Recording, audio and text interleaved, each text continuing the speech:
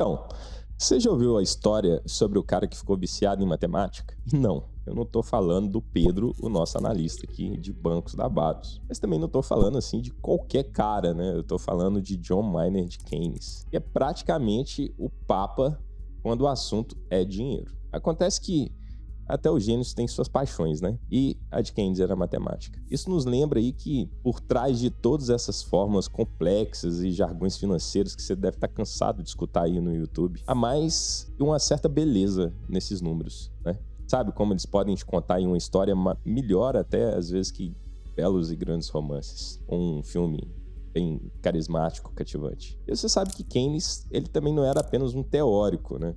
Ele sabia como fazer esses números funcionarem e trabalharem para ele. A gente está falando de um investidor de sucesso que gerenciou dinheiro para ele mesmo e até para o King's College, né? Claramente, alguém que sabia o que estava fazendo quando se tratava da linguagem e das finanças. E uma das palavras mais poderosas nessa linguagem, especialmente para investidores, eu acho que tem que ser a taxa interna de retorno, a TIR. Tá, eu tenho que admitir, né, que a TIR, ela sempre me pareceu ali um pouco intimidante, né? Eu custei a entender ela de fato, e eu pensava que era só comigo. Quando falava em TIR, eu imaginava várias planilhas, algo difícil demais de calcular. Mas você não precisa ter medo, né? Porque hoje a gente vai desmistificar essa métrica financeira que é muito importante para você que gosta de ser um investidor que vai um pouco além do básico. A gente vai desembrulhar exatamente o que é essa TIR, porque ela importa quando você está avaliando investimentos. E até a gente vai ver como que ela é usada na prática para avaliar empresas inteiras. Porque, convenhamos, seja você montando uma barraca de limonada ou considerando investir em uma empresa de capital aberto na Bolsa de Valores aqui no Brasil e no exterior, entender a TIR pode fazer uma enorme diferença. É como ter um olho de Tandera para os mais velhos, né? Os mais experientes, vamos dizer assim, que vai te dar uma visão aí além do alcance no mundo das finanças. E meu jeito de fazer isso foi estudando o assunto, escrevendo bastante sobre ela. Um artigo meu saiu na newsletter que a gente tinha aqui na Varus, um exemplo de investimento numa barraca de pipoca, né? Um carrinho de pipoca na praça, um clássico. Começa com um investimento inicial. E nesse caso, do exemplo que eu dei, era de R$10 mil. A partir daí, então, a gente projeta os retornos que você obteria caso montasse aí sua carrocinha de pipoca na praça da sua cidade. E a partir desses retornos, a gente vai entender o que é a TIR, como que ela pode te ajudar a definir onde investir seu dinheiro. Então vamos lá. Imagina que depois que você levantou o preço da pipoca na cidade, a quantidade, né, de pessoas que tem na praça, circulação, deu para ter uma ideia boa de quanto você venderia, né? Quanto o pacote ia te custar e quantos pacotes você venderia no final do mês.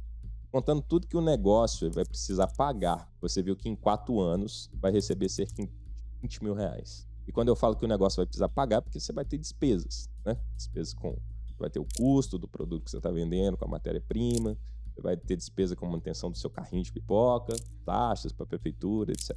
Líquido disso tudo, você entendeu que vai receber em 4 anos R$20 mil, distribuídos aí igualmente durante esses 4 anos, então cerca de R$5 mil por ano, considerando que esse seu carrinho de pipoca vai distribuir 100% do fluxo de caixa livre dele. Tá? É um projeto que vai distribuir todo o dinheiro gerado por ele para você, o único acionista. E é aqui que a TIR entra em cena, né, como uma calculadora. Ela calcula esses números investidos, capital inicial, e você vai receber durante o tempo do projeto, né, o número de fluxo de caixa e o retorno desses fluxos de caixa. E essa conta, ela é bem tranquila de fazer. A gente vai fazer ela aqui no Excel agora, tá? Vamos lá, o nosso capital inicial, R$10 mil. Vou colocar aqui, menos 10 mil, que você está investindo, né? Gastou, vou deixar aqui bonitinho, para receber os fluxos de R$5 mil durante 4 anos, ok? Vamos aqui, ó. Ano 1, ano 2, ano 3 e ano 4. Eu vou considerar ano 0, que foi o investimento inicial. Beleza? Vamos colocar aqui. TIR é muito fácil, porque o Excel tem uma fórmula prontíssima, que é TIR. É só juntar todos os fluxos. A gente vai ver que a gente tem um ATIR de 35%, né? a gente andar uma casa decimalzinha aqui, 34,9%. Ok, você pode ser tentado a pensar, 34,9% é tipo quase 35% sobre o meu dinheiro todos os anos, durante 4 anos. Mas se eu investir 10 mil reais para receber 20 mil em 4 anos, essa conta tá meio errada, tá não? Para dobrar o capital em 4 anos, eu vou ter aí uma rentabilidade de 19% ao ano, e não 34,9% ao ano, Thiago. Onde que tá a pegadinha? Bom, vamos por partes. Não é bem assim que a TIR funciona. Ela não se trata de um retorno anual simples. A TIR, ela considera o valor do dinheiro no tempo e o conceito de juros compostos por trás disso. No seu exemplo aí, esse retorno de 19% ao ano, ele só aconteceria se você guardasse o seu dinheiro recebido a cada ano no colchão, ou se recebesse os 20 mil só ao final dos 4 anos. Olha só, essencialmente, a gente tem que entender aqui o valor do dinheiro no tempo. R$1 hoje vale mais do que R$1 amanhã. Por quê? Porque esse real que você tem hoje, ele pode ser investido para você ganhar juros em cima dele. Então, quanto mais cedo a gente tiver esse real no bolso, mais cedo ele pode começar a trabalhar para a gente. Juros compostos é como um efeito de bola de neve do investimento, né? Não se trata apenas da gente obter retorno sobre o investimento inicial, mas também de obter retorno sobre os retornos desse investimento inicial.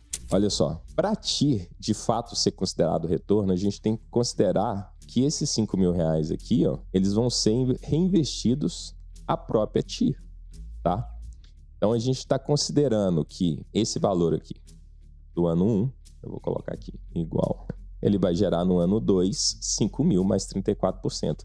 Então, isso é igual a isso, vezes 1 mais 34. Isso, né? Então, aqui, ó, é só a gente travar, travou e puxar. Repare que no ano 4, você teria sobre o fluxo que você recebeu no ano 1, R$12.275, tá? É só a gente fazer a mesma coisa para o ano 2 e para o ano 3, porque você vai receber e reinvestir esse fluxo que você recebeu. Lembra que seu carrinho está distribuindo 100% do fluxo de caixa livre dele, a própria TIR, durante esse tempo. Então, a gente dá um Ctrl+C, Ctrl+V aqui e puxa, né? E a mesma coisa com o ano 3. 33.120. Tá vendo? Se você reinvestir a própria TIR, os fluxos de caixa que você recebe ao longo dos anos, você vai ter, no final dos 4 anos, não os 20 mil, somente do seu carrinho de pipoca. Você vai ter 33.120, que é muito mais relevante. Se a gente pegar esses 33.120 sobre 10 mil, a gente vai ver que ele vai dar uma rentabilidade total de -1, transformar isso aqui em porcentagem, 231,2%. Essa rentabilidade total, se a gente dividir ela no ano, ela vai dar a nossa TIR. Potência de 1 mais taxa, ponto e vírgula, 1 sobre 4, que é o número de anos, menos 1. Repare, 34,9. TIR, para ser rentabilidade total, ela precisa ser reinvestida na própria TIR. Então, imagine que você, em vez de fazer isso, né, que a gente demonstrou no Excel aqui, de fato, em vez de reinvestir os lucros da pipoca a cada ano, você escolhesse guardar debaixo do seu colchão. No final desses 4 anos, recebendo 5 mil por ano, você vai ter 20 mil de lucro mesmo. E que não é nada mal, é um bom lucro em 4 anos, né? Como a gente viu, isso seria aí uma rentabilidade de 19% ao ano. Mas essa atitude de guardar dinheiro no colchão limita os seus retornos. Em vez de guardar, é melhor assumir que você vai reinvestir esse dinheiro ano a ano. E é por isso que a TIR te dá um número maior do que essa rentabilidade inicial que você pensou no exemplo. Porque ela considera que os fluxos de caixa que você recebe no meio do caminho, você está reaplicando sobre a TIR. É por isso que a TIR é um conceito assim tão poderoso. Ela nos ajuda a entender o potencial de crescimento exponencial quando esses lucros são reinvestidos ao longo do tempo em um projeto, desde o primeiro ano em que você começa a receber parte desses lucros. Certamente que nem sempre é possível reinvestir os fluxos de caixa à própria TIR, mas antes disso, a gente vai ver como que a gente aplica a TIR para definir a viabilidade de investimentos. E é a partir daqui que entra a nossa análise de fluxo de caixa descontado, ou DCF, como é comumente conhecido. Essencialmente, o mesmo princípio do nosso exemplo da barraca de pipoca, tá? Só que em uma escala muito maior, porque a gente está falando de empresas bilionárias, como o Banco do Brasil, né, a Vale, Gerdau. Com o DCF, a gente está tentando descobrir quanto que essa empresa realmente vale hoje, né, em valores de hoje. E a gente faz isso baseado em quanto dinheiro a gente pensa que ela vai gerar no futuro. Se você pegar, por exemplo, as lojas Renner, que é uma empresa bem conhecida aqui no Brasil, a gente precisa olhar quanto dinheiro ela vai gerar nos próximos anos e usando a taxa de desconto, trabalhando de trás para frente para ver quanto todo esse dinheiro futuro vale hoje, a gente chega no valor justo da ação. É a mesma lógica que eu te expliquei sobre o valor do dinheiro no tempo, te dando um exemplo com R$1. Então, se R$1 vale mais hoje do que daqui a um ano, nada mais justo que a gente descontar o valor de R$1 daqui a um ano para sabermos quanto que ele vale hoje. Na prática, é se perguntar qual o meu custo de oportunidade. Se a única coisa que você consegue fazer é aplicar no Tesouro Selic, por exemplo, que é um ótimo investimento, então seu custo de oportunidade hoje é 15%. Isso quer dizer que R$100 hoje vale para você 115 daqui a um ano. A conta é essa que a gente fez aqui para ti. Olha só, igual a 100 vezes 1 mais taxa, né? 15%, 115. Lembrando que na fórmula dos juros compostos, a gente eleva essa parte aqui ó, da formulinha, que é 1 mais 15%, ao tempo. Como é um ano, elevar aqui a um ano, não vai mudar nada na nossa conta, continua 115%. Mas o que eu te falei sobre o DCF? Que a gente faz a conta ao contrário, né? Então eu tenho que descobrir quanto que 115 daqui a um ano vale hoje. E a conta é basicamente a mesma, tá? Em vez da gente multiplicar aqui, a gente vai dividir. Então, eu quero saber quanto vale 115, né? Divido por 1 mais taxa elevado a 1. R$100 hoje. Tá? Esse é o valor presente de R$115 daqui a um ano. Repito, a potência é o tempo, mas como é um ano só, a gente eleva 1. Se fosse 2 anos, a gente elevava 2 e assim por diante. E um DCF, depois que a gente projeta todos os fluxos de caixa da empresa, de todos os anos, a gente traz cada um desses valores anuais para valor presente, a partir de uma taxa de desconto. Dentro dessa taxa tem alguns componentes, como expectativa de juros futuro, risco, representado pelo beta, né? Mas a gente não precisa tratar dela aqui nesse vídeo, basta você saber que ela ainda não é a TIR, tá? Uma vez que a gente trouxe todos os fluxos de caixa de todos os anos a valor presente, a gente soma eles. Soma a esse valor o caixa da empresa, depois tira a dívida. O resultado final é dividido pelo número de ações emitidas pela empresa e o número obtido é o valor justo. Veja nesse exemplo aqui com ações da Movida. Se não conhece, é uma locadora de carros, tá? Para a gente entender onde que entra a TIR. Bom, simples. Primeiro, o valor justo de Movida. Deixa eu dar aqui um zoom. Essa planilha aqui está desatualizada, tá, gente? Ainda mais hoje que eu estou gravando, vai sair resultado de Movida. Tem que ser atualizado. Então, não se levem pelo preço do valor justo aqui da ação nesse vídeo como uma recomendação de investimento, tá bom? Aqui tem finalidade didática para vocês entenderem a TIR, ok? Bom, veja aqui que a gente tem o valor da ação, o valor da empresa, né? Que é uma soma de fluxos de caixas aqui da aba DRE mais DCF. Se a gente for aqui no DRE mais DCF, tem uma projeção de fluxo de caixa promovida até 2029, né? Deixa eu dar um zoom. E aqui a gente tem os fluxos de caixa gerados, né, projetados até 2029 mais a perpetuidade, tá?